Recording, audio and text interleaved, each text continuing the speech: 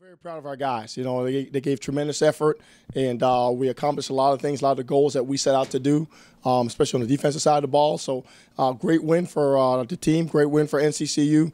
Really excited, really encouraged by their effort. They were encouraging one another throughout the game. We had a little bit of a slow start, but once we got going, made some plays offensively, defensively, the energy picked up, and that's something to build on. And it was your first career win, so congratulations. How did that feel? Thank you. It feels great. You know, it feels great just to be able to celebrate it with everybody. I think the thing that's catching me the most is I realized as I watched the entire team, coaches, trainers, managers, the players, the entire, every one of those individuals contributed to this win. You know, it may go beside my name, but the work and the people that made it all come together is just, it's getting me right now. I'm deeply appreciative of that. Could you talk a little bit about your decision to play both quarterbacks tonight? What did you see? What happened? Well, you know, I think they both had a great game. And, our quarterback situation is ongoing and we're evaluating. Chauncey didn't start because of violation of team rules. That's the only reason why he didn't start. It was nothing from the previous week's performance or anything like that. And we continue to evaluate those guys on a daily basis. And that's why you saw both of them play in tonight's game. Probably going to make your job a little bit harder, though, that considering Naiil came in and actually played pretty well. I don't think so at all. I mean, I think if you, the NFL guys will say, no way, they got to have one guy. That's just a lead dog in the NFL. But I think there's a lot of college examples to show that, you know, the two quarterback system can work. And I think we're right on the verge of that. And we have two capable young men. One's growing up really, really well, coming on. I think his ceiling is very high. We've got another young man who's a senior, a leader, who's won ball games for us in critical situations. And so if you can use them both, they both bring different types of things to the table. If I'm a defensive coordinator, all right, preparing for both of those guys, it just extends my job. And so we kind of knew that going in coming into the season. And so this was a good time to kind of let that system get going. Unfortunately, Chauncey, something happened, and so we went with Naiil with the start. Did you know that was Chauncey scheduled to wait till the second half, or just because Naiil was doing so well, you kind of kept him in there? No, we wanted to give both guys time to get into the groove. We would have liked a faster start. And that's something that's been sort of plaguing us going back for the last couple of years, to be honest with you. We tried to address it last year, doing some different things. We tried a couple of things this year. We're still going to stay on what we're trying to do, but our start has not been what it needs to be. And that's really as an entire team. That's just not offensively. And so once I thought, Naiil got going, you saw execution, you saw playmaking ability, and then Chauncey didn't waste any time when he came in whatsoever. So that's a great feeling as a head coach. I'm sure Coach Taylor feels great as well, and it gives our offensive guys a lot of confidence that regardless of which one we have, we can move the ball and we can score points. Last week was a rough week, but this week you guys bounced back, put 51 on the board. What was your message after last week's game and throughout practice, and are you proud of the ways you guys performed tonight? Well, I'll say this. I've been saying it before. You cannot let any offense score, have 620-something points on you. It was a big letdown. You can't spot people 20 points. If we did that all throughout the year, like we did defensively, we're going to hurt our team. You got the offense backed up, and then you're sitting there and you can't point fingers. It just, sometimes it takes them a little longer to go because of the timing and everything. Defensively, we had a poor performance. That was me. We played tentatively. We sat back. We played like we were intimidated and fearful of PV. And then once we switched up some things, it got us back in the game. So I vow to never let that happen again. And, I think that's offense affects defense, and defense affects offense, and special teams involved. And so tonight you saw a different approach, a little more aggressive style. We didn't sit back on our heels with these guys on defense, especially when they got moving, try to push them back. That's what we're going to do a little bit more going forward. And offensively, it didn't take us long, but when we did, we started clicking, and you saw some effective, good execution play from our offense. As your first win, what did you learn about yourself as a head coach? Well, I have to be the defensive coach in charge. I think we have a nice sideline operation with my communication with our offensive coaches.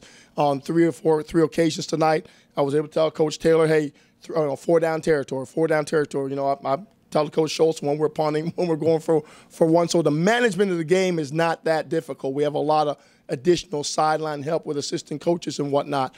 So what it basically told me is what I thought from the outset. Guide the defense, be the leader of the defense, get the guys in the right position where they can make plays, and then everything will flow from there. I want to talk back to Naiil for a moment. If anything else, he's proven in his last couple of years that he's always ready to be thrown into whenever. He's always ready. What do you kind of attribute that to? Well, I think Nail's has had some good coaching, and I think I think his demeanor fits that fits that role. I mean, you don't want to plug it in, but he doesn't get out of sorts. He doesn't get too high. He doesn't get too low. Frank Reich guy in a sense. That you can start him and he'll come in and he'll do what he needs to. You can bring him in late, he'll come in and he'll do what he needs to. I think that's just a testament to him. I think it's also just the kind of young man he is. He doesn't really get, he doesn't get distracted too much when it comes to the quarterbacking and the on-field tasks. He doesn't really leave himself, if I can say that, and that works to his advantage. Regardless of the moment, it works to his advantage. Open up with conference play already in week 3. What have you seen that you like going into conference play, and how has this first 2 ball games prepared you? Well, we better be ready because here it comes. And the MEAC is going to be tough from top to bottom. And we're going to have to scrap some and fight and claw our entire way to possibly, hopefully, being in contention for a championship. This next opponent, South Carolina State, they're big, they're aggressive, they run the ball extremely well. And so, we're going to have to go to work tomorrow, talk about our run fits. Our run fits were, I believe, much better tonight versus a 2-back team. South Carolina State does a little bit of that. Our 1-back fits needs improvement. We did okay tonight, but our Prairie View was horrendous. And we're playing some young guys in the middle, and we have to get better. I'll reserve all my judgment till I see the tape, but I'm confident that we have improved. And the next thing in conference is going to be stopping the run and eliminating big plays. That was our Achilles heel the previous week. I think we kind of tightened that up tonight. Next week, Lord willing, will be a great challenge to see how far we've come. I was just proud of the guys. Everybody came out and played fast, physical, and disciplined. For the most part, it was good to see everybody flying around. When you found out you were going to start, Coach Eastman said it was yesterday. Were you like, okay, here we go again? And how do you stay prepared? Most of the time you're thrown in some weird situations, but you always seem ready. I think it's just all about preparation. You know what I'm saying? Every week you just got to prepare the same way. You never know how it ever plays out. So just staying prepared is the biggest thing. How helpful was Chauncey either yesterday when we found out you was going to start, or even on the sidelines today? He was pretty helpful. You know what I'm saying? We support each other, so it was good. For both of us. Is it hard to get into you played a pretty solid first half, and then he came in, which is no different from your roles in the last couple of years. And I may have asked you this before, but does it kind of mess up your rhythm, or is it easy to get into a rhythm when you know you have a certain amount of snaps? I like to get into a rhythm, but like I said, you never know how it's gonna go, how the reps are gonna go. So you just gotta take advantage of the opportunity you get when you're out there. So that's my biggest focus. 3 touchdowns tonight. Was there anything special that the defense, wasn't doing that you saw that you were trying to take advantage of as offense? I wouldn't say it was really what they were doing, but I think our guys, offensive line and receivers especially, they did a good job of executing the things we worked on all week in practice and giving us a chance to, execute and score points. Is this a situation you've been in, especially last year, and it seems like it may be this year going forward, kind of keep you on the edge, like just never knowing from week to week how many minutes you're going to get, how many snaps you're going to get? Yeah, it does, but like I said prior, it's just about preparation. Just preparing the same every week, no matter if you know your number's going to be called or you don't, or what I'm saying, just keeping the same mentality every week, preparing like you're going to play, like you're going to play. So this is your fourth year in the system. You're redshirt junior. You probably know the offense pretty well. Do you think you've done enough here to you're very comfortable you go on the field? You're like an extension of Coach Taylor once you get out there. Oh, definitely. I think me and him have a good gauge of each other. Like I know what he wants to see, the looks we're looking for. That's just from experience, playing under him. So I definitely think that. 5 passing touchdowns for the Eagles today. You had 3. Chauncey had 2. How much fun was it with you and the quarterbacks just airing it out today?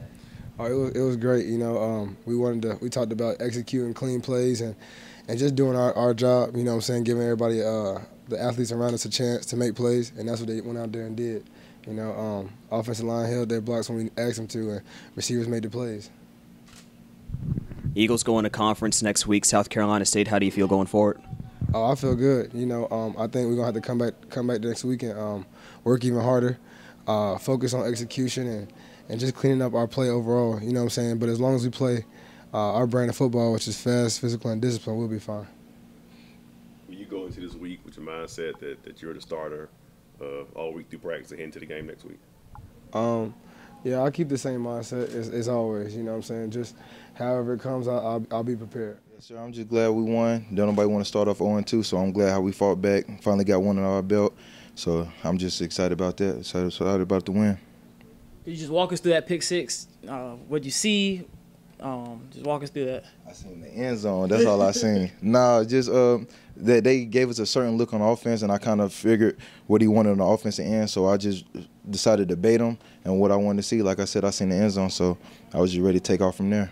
Did you baited him? Is that something you had set up maybe on an earlier play?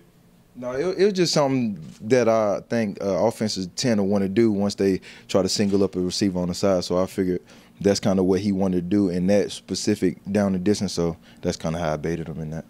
Prairie View came out last week and threw the ball around a lot. I'm sure Saint Augustine saw that on film. How personal did you guys take it and want to come out here and just prove that the team just can't throw the ball up and down the field on you guys? I took it very personal. I mean, don't nobody want to give up 40 points, especially and lose, and that on TV. So I took everything personal, and as a defense, we really kind of stood together and told ourselves that can't happen no more. So I just feel like I need to be somebody to step up, and it's the new defense. So I just feel like we got to make plays for everybody. So now everybody got a chance to step up. You mentioned this was a new defense. Did you feel like you guys kind of needed that week last week to kind of gel first game experience together and kind of get on the same page? Yeah, I feel like we needed to wake us up. Everybody got high expectations, but don't nobody know what's really going to take until you get out there on the battlefield. So I feel like a loss is never good, but I feel like it's good for us. We need to get back on track, and hopefully going forward we don't take no more of those. I know in the last couple of years you guys have struggled with penalties. Tonight's game was very chippy, but you guys kind of held your emotions in check. Talk about what coach has been telling you guys about, keeping your head a level head and not engaging in the silliness. Yeah, we just knew we had to keep a level head, like just thinking, looking forward, you know what I'm saying? You don't want to lose one of your teammates due to all this bad stuff going on, and it happened to us last year, so we just know this year a little bit more, we can't afford it. And with us being young, we definitely can't afford it, so we just decided to keep it a level head. Although you're on the other side of the ball, obviously the quarterback is a high-profile position on any team. Chauncey started the first game, Naiil came in and led you guys today. How do you rally around both of those guys moving forward as a team? As a team, you just gotta. It's really you gotta decide who you rally around. Whoever gonna take the ship and lead it. If it's both of them, we can let it be both of them. If it's one, we're gonna let it be one. So we just gotta all come together as a team. We really not trying to be in the quarterback controversy. Just keep going and keep headed in the right direction. Obviously, Coach Eastman said Chauncey didn't find out until last night that you guys were going with Naiil, but you were around him last night and today. How did he handle it, and how was his interaction with Naiil the last 24 hours? That was fine. Just same thing. You high emotions. Everybody want to play, so it's kind of the same thing. But everything worked out fine. These guys support each other, like you said. He threw for 2 touchdowns. Naiil threw for 3. So 5 touchdowns, I'll take it. So you mentioned last game being on TV. The next game is on TV as well against South Carolina State. How do you feel going forward? We got to redeem ourselves. Last TV out one we had, we didn't come on with the W, so now we just looking for it. We get another TV opportunity. We got to come on with the win this time. This has been an exclusive presentation of the NCCU Sports Network.